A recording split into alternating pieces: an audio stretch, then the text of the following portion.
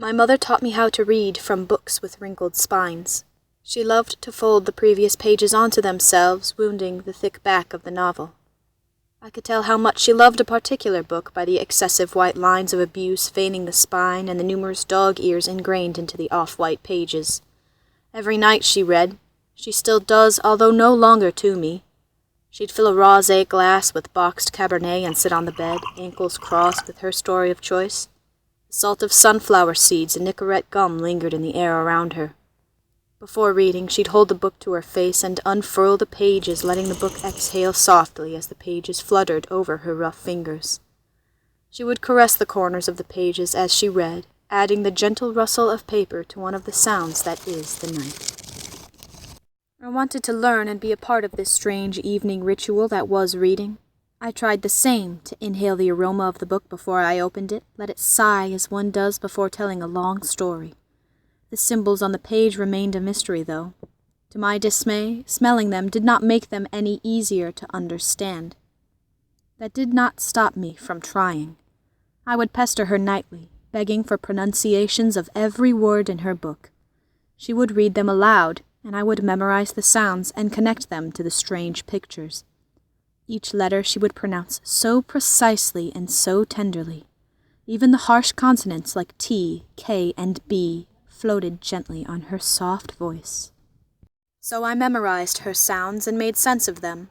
The letter K to me was the sound of the printer coughing out paper. M was the sound I made when I ate a delicious chocolate chip cookie. And R was the hum of the lawnmower my father rode around the house.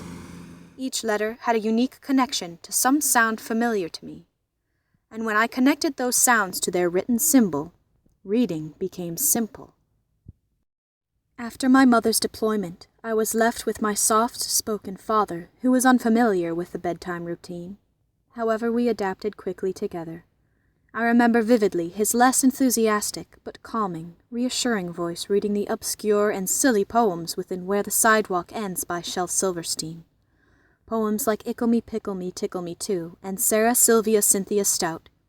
They were nonsensical and literal, a foreshadowing of the humor my father and I would one day share.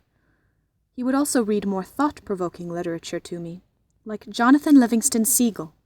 Although I did not understand, it led me to reading more informative literature, books on space, World War II, and biographies of his favorite bands. He inadvertently showed me knowledge could be found within the words, could be made by the words. Thus my world became limitless, thanks to the doors opened by my parents and my persistence of becoming a part of my mother's nightly ritual. When my mother finally returned, she found I could read quite well. Thusly, I sat beside her at night, with my ankles crossed. I began reading books with wrinkled spines.